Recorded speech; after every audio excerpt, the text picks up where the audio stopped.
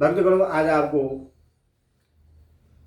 शिव पुराण वायव्य संहिता में त्रिविध दीक्षा का निरूपण, शक्तिपात की आवश्यकता तथा उसके लक्षणों का वर्णन, गुरु का महत्व, ज्ञानी गुरु से ही मोक्ष की प्राप्ति तथा गुरु के द्वारा शिष्य की परीक्षा, यह कथा आप शिव पुराण में सुनिए और इस चैनल को भक्तों लाइक एंड सब्सक्राइब जो करें। भगवान शिव आपका, आपके परिवार का कल्याण करे, मंगलमय हो।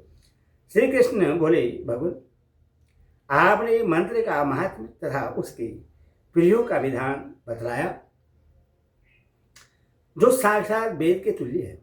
अब मैं उत्तम शिव संस्कार की विधि सुनना चाहता हूँ, जिससे मंत्र ग्रहण के प्रकरण में आपने कुछ सूचित किया था, वह बात मुझे भूली नहीं है। उमनी ने कहा, अच्छा, मैं तुम्हें शिव द्वारा कथित परम पवित्र संस्कार का विधान बता रहा हूँ, जो समस्त पापों का शोधन करने वाला है। मनुष्य जिसके प्रभाव से पूजा आदि में उत्तम अधिकार प्राप्त कर लेता है, उस षड्धव शोधन कर्म को संस्कार कहते हैं। संस्कार अर्थात शुद्धि करने से ही उसका नाम संस्कार है। यह विज्ञान देता है और पाशबंधन को क्षीण करता है, इसीलिए इस संस्कार को ही दीक्षा भी कहते हैं। शिव शास्त्र में परमात्मा शिव ने सांभवी, शक्ति और मांत्री तीन प्रकार की दीक्षा का उपदेश किया है।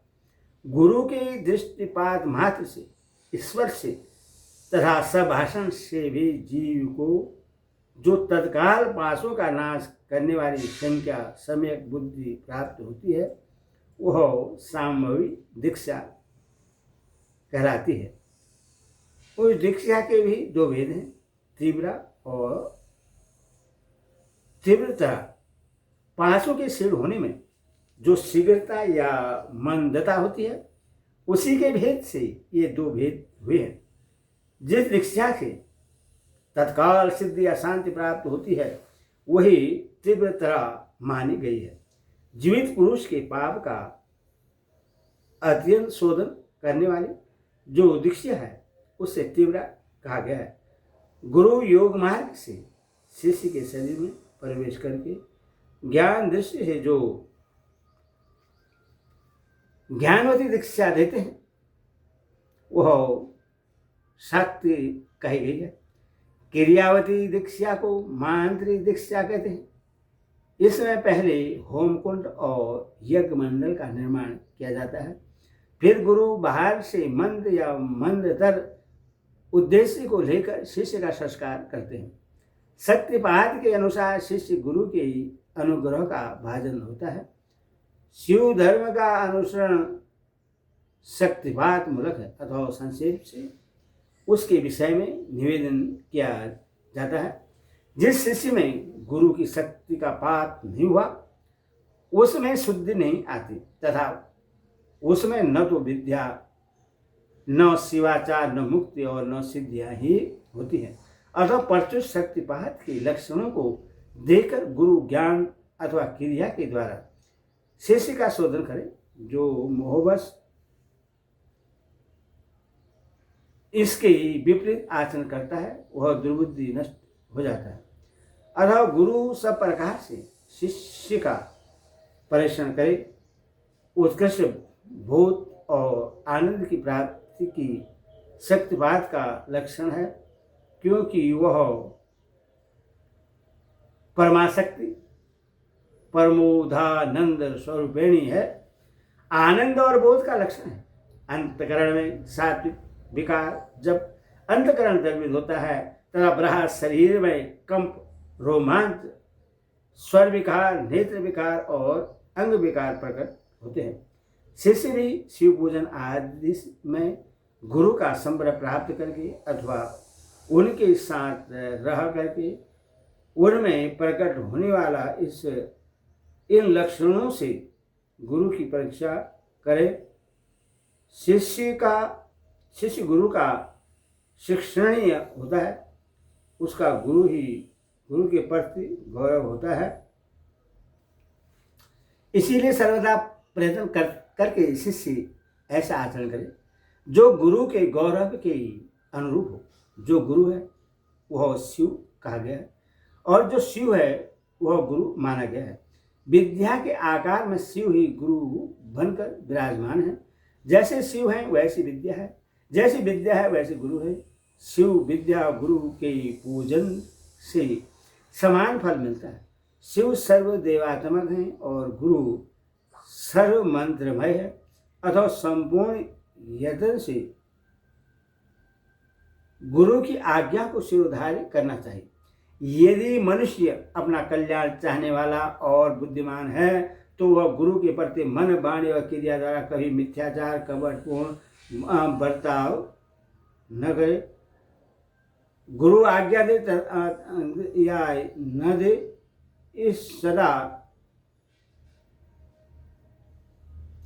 शिष्य सदा उसका हित और प्रीति करे। उनके सामने और पीठ पीछे भी उनका कार्य करता रहे। ऐसे आचरण से युक्त गुरु भक्त और सदा मन में उत्साह रखने वाला, जो गुरु का प्रिय कार्य करने वाला शिष्य है, वही शैव धर्म के उपदेश का अधिकारी है। यदि गुरु गुणवान, विद्वान, परमानंद का प्रकाशक, तत्ववेता और शिव भक्त है तो वही मुक्ति देने वाला है, दूसरा नहीं। ज्ञान उत्पन्न करने वाला जो परमानंद जनित तत्व है, उससे जिसने जान लिया है वही आनंद का साक्षात्कार करा सकता है। ज्ञान रहित नाम मात्र का गुरु ऐसा नहीं कर सकता। नौकाएं एक दूसरे को पार लगा सकती है, किंतु क्या कोई शिला दूसरी शिला को तार सकती है? नाम मात्र के गुरु से नाम मात्र की ही मुक्ति प्राप्त हो सकती है। जिन्हें तत्व का ज्ञान है वही स्वयं मुक्त होकर दूसरों को मुक्त करते हैं। तत्वहीन को कैसे बोध होगा और बोध के बिना कैसे आत्मा का अनुभव होगा? जो आत्मानुभव से शून्य है वह पशु कहलाता है। पशु की प्रेरणा से कोई पशु तत्व को नहीं लाग सकता, अतः तत्व के पुरुष ही मुक्त और मोचक हो सकता है।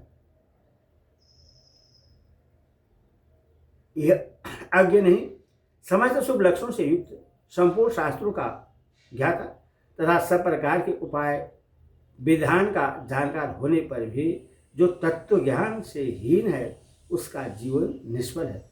जिस पुरुष की अनुभव पर्यंत बुद्धि तत्व के अनुसंधान में प्रवृत्त होती है, उसके दर्शन, स्पर्श आदि से परमानंद की प्राप्ति होती है। अतः जिसके संपर्क से ही उत्कृष्ट बोध स्वरूप आनंद का प्राप्त अनुभव हो, बुद्धिमान पुरुष उसी को अपना गुरु सुने, दूसरों को नहीं। योग गुरु का जब तक अच्छी तरह ज्ञान न हो जाए तब तक विनयाचार चतुर मुमुक्ष शिष्यों को उनकी निरंतर सेवा करनी चाहिए।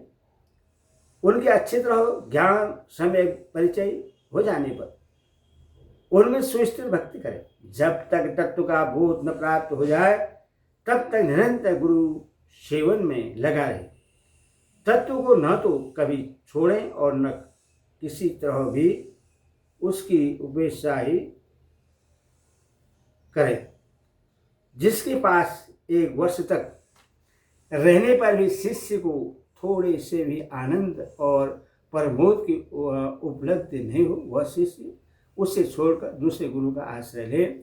गुरु को भी चाहिए कि वह अपने आश्रित ब्राह्मण जाति शिष्य की 1 वर्ष तक परीक्षा करे, क्षेत्रीय शिष्य की 2 वर्ष और वैश्य की 3 वर्ष तक परीक्षा करे। जो प्राणों को संकट में डालकर सेवा करने और अधिक धन देने आदि का अनुकूल प्रतिकूल आदेश देकर उत्तम जाति वालों को छोटे काम में लगाकर और छोटे को उत्तम काम में निवृत्त करके उनके धैर्य और सहनशीलता की परीक्षा करें। गुरु के तिरस्कार आदि करने पर भी जो विषाद को नहीं प्राप्त होते वही स्वयं शुद्ध शिव है, संस्कार कर्म के योग्य है, जो किसी की हिंसा नहीं करते, सबके प्रति दयालु होते हैं, सदा हृदय में उत्साह रखकर सब कार्य करने को उद्धत रहते हैं। अभिमान शून्य बुद्धिमान और स्पर्शा रहित होकर प्रिय वचन बोलते, सरल कोमल स्वच्छ विनयशील सुस्थिरचित शौचाचार से सिद्ध और शुभक्त होते हैं। ऐसे आचार व्यवहार वाले द्विजातियों को मन वाणी शरीर और क्रिया द्वारा यथोचित रीति से शुद्ध करके तत्व का बोध कराना चाहिए। यह शास्त्रों का निर्णय है। शिव शिष्य का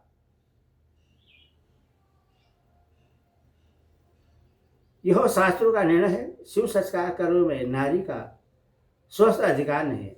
यदि वह शिव भक्त हो तो पति की आज्ञा से ही उक्त संस्कार की अधिकारिणी होती है। विधवा स्त्री का पुत्र आदि की अनुमति से तथा कन्या का पिता की आज्ञा से शिव संस्कार में अधिकार होता है। शूद्रों, पतितों और वर्णशंकरों के लिए श्रद्धा शोधन शिव संस्कार का विधान नहीं है। वे भी यदि परम कारण शिव में स्वाभाविक अनुराग रखते हों तो शिव का चरणोदक लेकर अपने पापों का शुद्ध करें। ओम नमः शिवाय, ओम नमः शिवाय।